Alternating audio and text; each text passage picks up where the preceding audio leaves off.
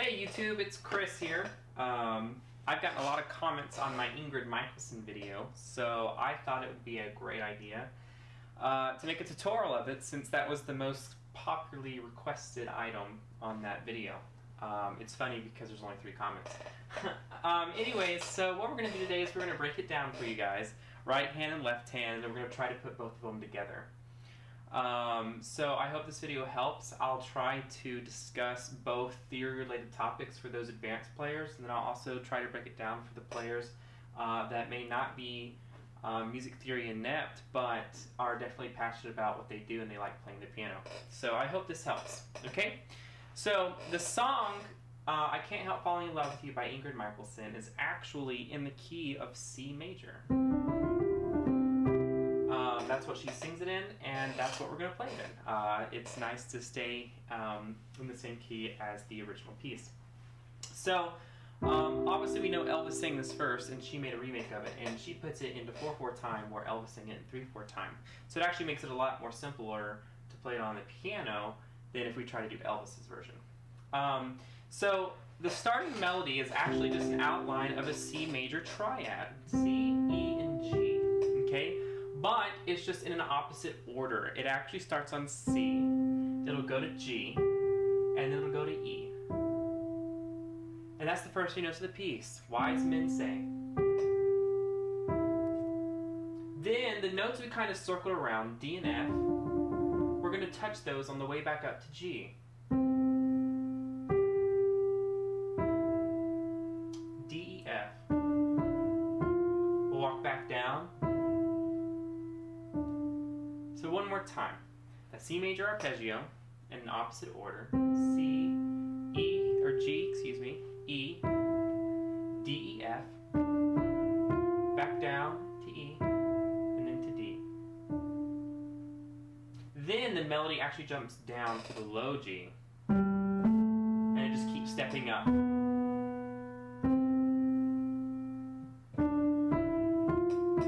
when we get to the F again, we'll go all the way back down to C where we started. So actually the melody is really simple, and that's what makes this tune so great to sing, is just because it's so easy to sing.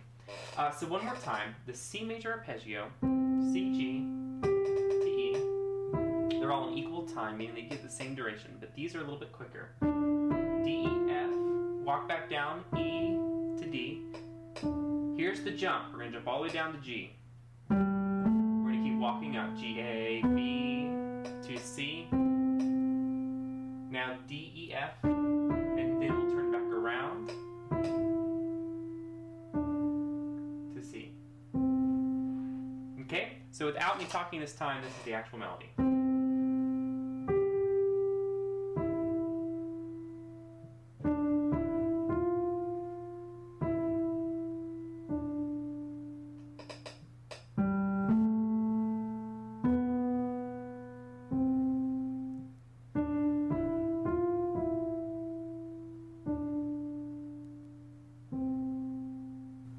Okay, so if you need to, stop the video here and then go back, and then you can actually start just watching that video again and making sure you really get the melody. You want to make sure the melody is really comfortable in the right hand first before we even start talking about the left hand. Also, what I'm going to do with the video is I'm going to post links below to certain websites that will help the beginner player even learn this song. And basically it's just keyboard reading. It's understanding what each of these notes are. You know, C, D, E, G, A, B, C. You know, making sure that we are comfortable with that, so that way everyone can learn this piece of music. Okay? So, if you're comfortable with the right hand, let's move on to the left hand. Okay? The left hand again stays in the key of C major, so the chords are in the key of C major. Okay? We're going to have a C major chord, a G major chord, an A minor chord, an F major chord. And those are pretty much the only chords we're going to use. Okay? So a C major chord just means we start on C. We're going to skip a note and go to E, and we're going to skip another note and we're going to go to G. Okay? So by doing this, we create a happy sounding chord. We call this a major chord. And since the bottom note is a C, we call it a C major chord. Same thing happens on G. So G, skip a note to B, skip another note to D, and then an A minor chord. So why is this one called A minor, not A major? Well, listen to the different qualities of sound. This was happy sounding, right? And this was sad sounding. So that difference gives variety to the song. So A minor, again, triads are just 3 notes, and they're built with skips in between. A, skip to C, skip to E. Okay, and then we're going to jump down to F. Skip a note to A, skip a note to C, F major. Okay, and if you notice, the half steps in a major triad are different than the half steps in a minor triad. Again, giving it its characteristic and quality of sound. Okay, so when we start the piece, the first chord is the C major chord, and it goes right with the C. When we go to the G, we go to the G major chord. And then when we step down to the E, this is the different one. That's when we go to the A minor chord. So the first chords and the first notes again are C major with the C, G major with the G, and then A minor with the E. Okay, so after that, we did the D, E, F, correct?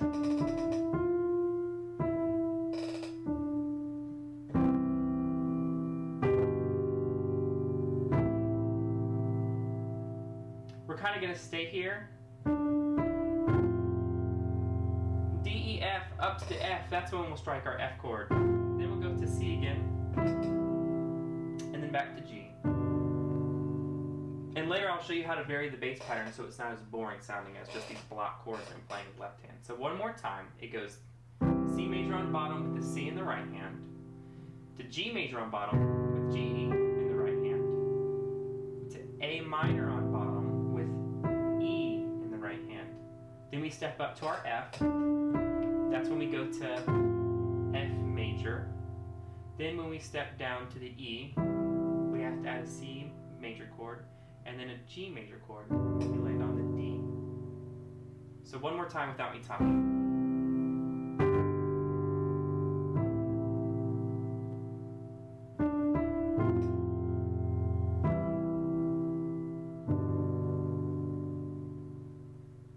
Okay, now you give that a try, pause the video, and see if you can remember that much. If you can, we'll move on for sure to the next part of the melody.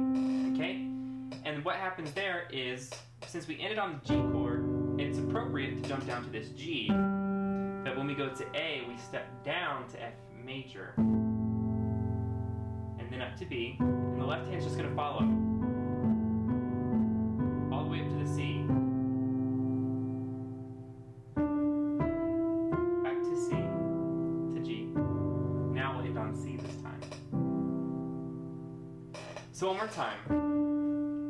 So we just ended on this note right here with the D, with the G major chord, okay? And then we have that jump, right? Left hand steps down to an F major chord. Then it moves up with the right hand, G major with a B, and then A minor with a C.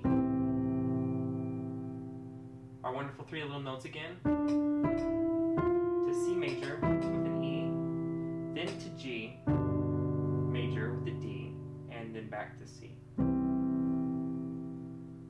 So the whole thing from the top. C major with a C, G major with a G, A minor with the E. Step up. That's when we go to our F major with the F, then back to C major with an E, and then the G major with the D. Here's our jump in the right hand. F major with an A, G major with a B, A minor with the C. Step up, C major with an E, G major with a D, and then back to C. And what you'll notice in my other video is that actually I vary some of the melody. So I've added some color tones to it. So instead of just having this boring, I do some weird things with it. I go.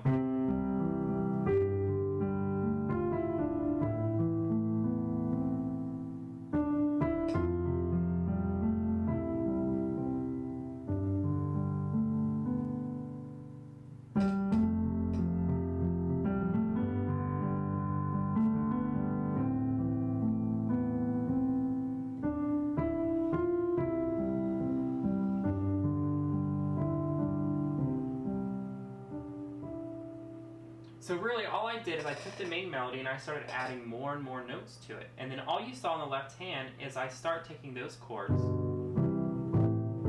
just the 4 chords that we learned, and I just start varying them, meaning I just change the finger pattern. The main finger pattern I use in the video is what we call Alberti bass. And what that means is the chord we're playing is typically just going to go from the bottom note to the top note, to the middle note, back to the top note, back to the bottom note. So the pattern looks like this.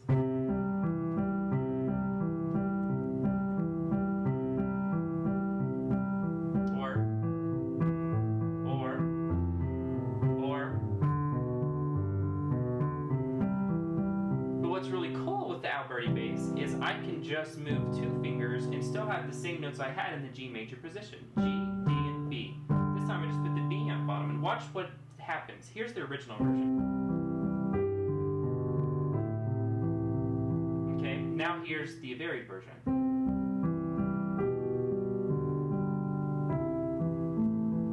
Or,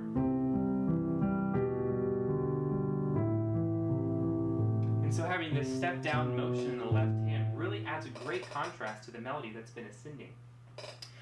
So I hope this video helps. Like I said, you can start varying the pattern as much as you want, as long as you stay on the same track or with the same notes. The left hand can do practically anything. You can start doing jumps as long as you do the notes that we had inside the chord. So for example, you could do something like this.